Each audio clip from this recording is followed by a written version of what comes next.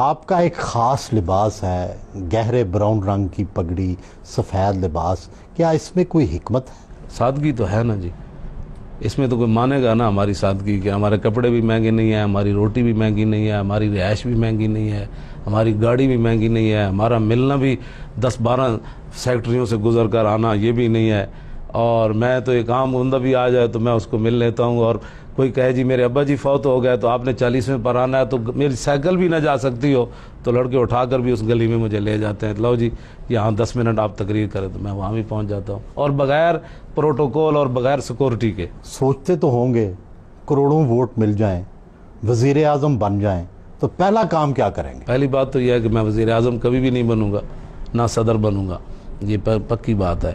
کسی اور کو بنائیں گے؟ اور ہی لوگ آئیں گے، ہم جو پیچھے ہی بیٹھیں گے اور ان کو بتائیں گے کہ وہ روزانہ ان کو، حضرت عمر بن عبدالعزیز نے بندہ رکھا ہوا تھا، فرمایا تھا کہ جب بھی میں کوئی غلط بات کروں تو مجھے کہنا ہے عمر اللہ سے ڈرنا، تو ہم ایسے لوگ پیچھے بیٹھیں گے، اور جب بھی ہمارے بندے غلط بات کریں گے تو ہم ان کو کہیں گے اللہ سے ڈرو۔ اگر خود وزیر اعظم نہیں بننا تو کیا کوئی وزیر اعظم ڈھونڈ لیا؟ انشاءاللہ بڑے ہمارے پاس لوگ موجود ہیں، یقین جانیں، اور بڑے اللہ والے موجود ہیں اور پڑھے لکھے لوگ موجود ہیں۔ یہ تو آپ خود کیوں نہیں؟ آپ ماشاءاللہ آپ کی بھی نہیں، میرا کام ہی نہیں ہے نا یہ، آپ جس طرح جانتے، میں تو بس اقبال پڑھاؤں گا لوگوں کو، قرآن پڑھاؤں گا، حدیث۔ میں آپ صحیح بتاؤں، اگر ہمیں حکومت مل جائے نا تو پاکستان میں کوئی ہمارا نوجوان جو ہے وہ اس کو گرامر، یہ نہیں ہوگا کہ اس کو گرامر نہیں آتی، ہم ان کو ایسے سستی گرامر پڑھا دیں گے۔ وہ کیسے؟ دیکھیں تو صحیح نا جی، وہ انشاءاللہ ہمارے پاس اس طرح کا وہ ہے نا اعلیٰ دین کا چراغ، تو میں یہ پڑھاتا بھی رہا ہوں، اور میں بالکل 200 بندہ بھی میں پڑھاتا رہا ہوں، اور باقی سبق بھی پڑھاتا رہا ہوں، اور مجھے تھکاوٹ 5 گھنٹے میں کھڑے ہو کر بھی لکھتا رہتا تھا، اور پانی بھی نہیں پیتا تھا، پھر بھی جو ہے وہ مجھے تھکاوٹ بھی نہیں ہوتی تھی۔ اور لوگ کہتے ہیں یہ سونے کا کچھ تک کھاتا ہے، جس طرح انہوں نے آپ کو صاحبزادہ صاحب نے بتایا کہ میں تو اچار سے روٹی کھا لیتا ہوں، میری روٹی کا خرچہ اگر گھر نہ ہو تو 3 روپے ہے ایک ٹائم کا، 2 روپے 4 روپے کی وہ کیا کہتے ہیں روٹیاں میں 2 لیتا ہوں، کھاتا ایک ہوں، 2 روپے کی ایک روٹی اور اچار کی ایک ڈلی، تو اتنا سستا کوئی لیڈر ہے پاکستان میں جس کی روٹی کا خرچہ 6 روپے یومیہ ہو؟ علامہ صاحب یہ فرمائیں کہ عام طور پہ تاثر ہمارے جو لوگوں میں ہے کہ جو علماء حضرات ہیں، جو مولوی حضرات ہیں، یہ بڑے شدت پسند ہیں، جہاں ان کی دنیا میں حکومت آئی ہے ماضی میں یا آئے گی وہاں پابندیاں لگا دیتے ہیں معاشروں پر، اور خواتین کو سب کو پردے کروا دیں گے، سب کے لیے مسجد جانا لازم کر دیں گے، تو آپ کس طرح کی اسلامی ریاست دیکھتے ہیں؟ ماضی میں مثلا کہاں عورتوں پر کرسچینز میں پیورٹن کی گورنمنٹ آئی، وہ پھر وہ ان کی بات کرے نا، ہماری تو عمر میں ایران کے اندر انقلاب آیا، تو ایران میں اب بھی وہ عورتیں جو ہیں وہ کہاں جاتی ہیں، وہ ان کا سارا معاملے بازاروں میں جاتی ہیں، وہ ان کی ملازمتیں کرتی ہیں، سارے ڈرائیونگ کرتی ہیں، کہاں یہ تصور غلط ہے۔ سعودی عرب میں تھا، سعودی عرب میں مولوی تھوڑے آئے تھے، وہ تو ایک شاہی خاندان آیا تھا جس نے، اسلام میں تو شہنشاہیت کا تصور ہی نہیں تھا۔ اسلام میں جمہوریت کا تصور ہے کیا؟ نہیں، اسلام میں جمہوریت کا تصور نہیں ہے، جمہوریت کے لیے ہم اس لیے آیا ہے کہ جمہوریت کو اعلیٰ بنائیں، اسلام کو تخت پر لانے کے لیے۔ تو کیا آپ ایک دفعہ برسر اقتدار آ گئے تو اس کے بعد اسلامی نظام قائم ہو جائے گا؟ کیا اس کے بعد بھی الیکشن ہوں گے یا نہیں؟ کیوں نہیں ہوں گے الیکشن؟ یہ بالکل تاثر چھوڑ دیں، انشاءاللہ قوم خود چاہے گی کہ جناب جس طرح مدائن سے صحابہ نکل رہے تھے، عیسائی فوجیں آ رہی تھی نا، تو عیسائی ایسے دامن پکڑ کر کھڑے تھے، یا اللہ ان فرشتوں کو پھر واپس لا، یہ کیسے لوگ واپس جا رہے ہیں، حالانکہ ان کے ہم مذہب آ رہے تھے۔ تو ہم ایسے اس طرح کا نظام لے آئیں گے کہ جس نظام کے اندر یہ تو ان کی حکومت آئی نا، اگر ہماری پتہ چلتا نا ہماری ہے تو اس وقت سے جھگیاں شگیاں ختم ہو چکی ہوتی، ان کو اچھے طریقے سے ہم نے روٹی پانی دینا شروع کر دینا تھا۔ عیاشی جب کرنی کسی نے نہیں ہے، فرض کریں اس بار ہی آپ کی حکومت آ جاتی تو کیا آپ کے پاس ایسی سوچ اور انتظامات ہیں کہ آپ ملک کو تبدیل کر سکتے ہیں؟ میں کہتا ہوں جی جس دن عمر بن عبدالعزیز نے صرف مسجد میں خطبہ دیا تھا نا، گھر جاتے ہوئے آدھا اسلام نافذ ہو چکا تھا۔ اسلام نافذ ہوتا ہے اپنے آپ پر، پہلے آپ نے کہا کہ آج کے بعد عمر بن عبدالعزیز کے تمام بیوی کی جائیداد جو ہے وہ قوم کے خزانے میں جمع، ورنہ بیوی کو طلاق، تو بھاگ عمر رکھنا ہے یا پیسے رکھنے ہیں؟ اس نے کہا نہیں عمر رکھنا ہے۔ تو پھر ارب پتی لوگ صبح تک جو ہے نا فٹ پاتھوں پر سوئے ہوئے تھے کہ آج عمر بن عبدالعزیز آ گیا۔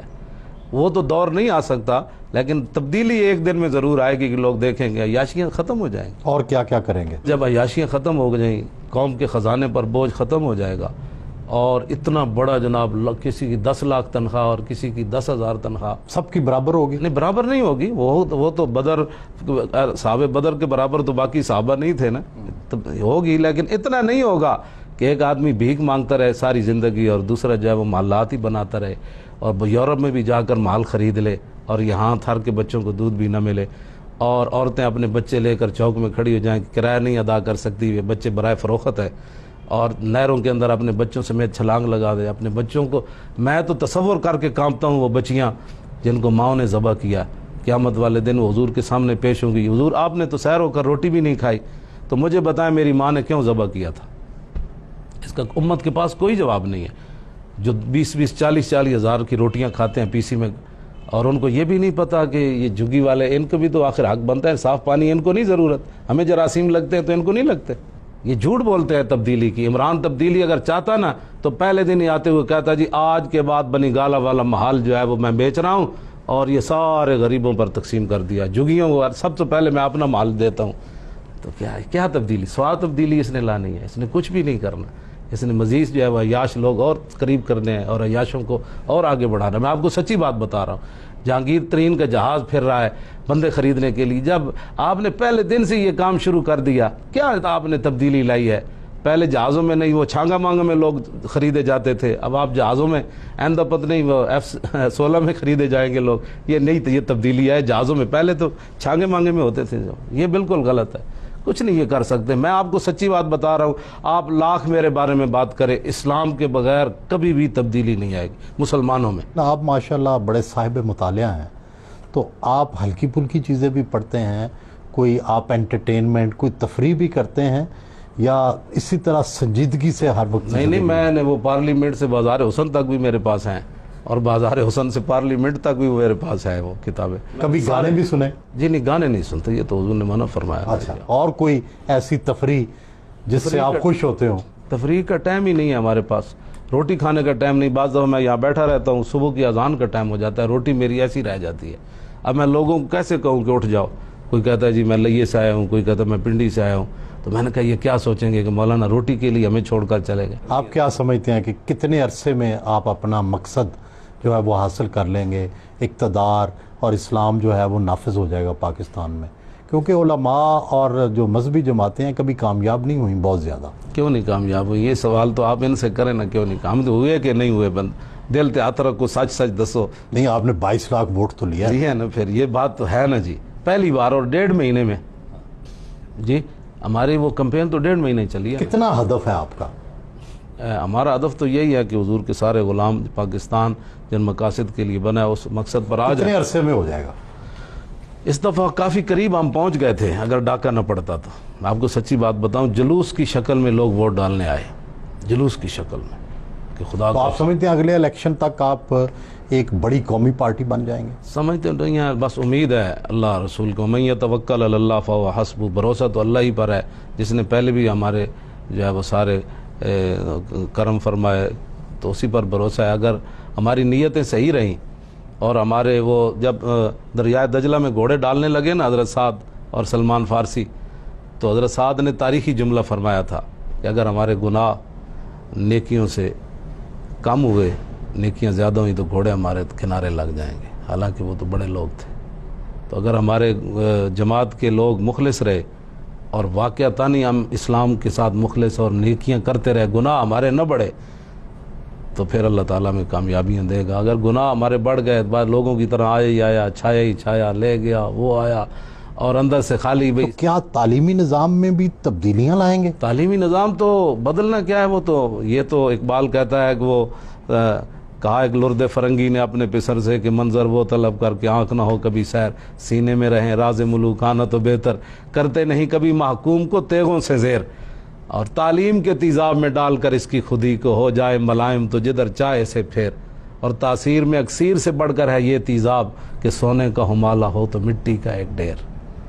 تو تعلیم تو اقبال بھی کہہ گیا کہ یہ ہمیں پڑھائی جا رہی ہے نا، سونے کا مسلمان ہمالہ ہونا، وہ تعلیم پڑھنے کے بعد خود بیٹھ کر کہتا ہے آہو میرے خیال میں اسلام کا یہ مسئلہ جو ہے نا یہ ایسے ہونا چاہیے تھا، وہ سونے کا پہاڑ وہ تعلیم و مٹی بن گیا ہے۔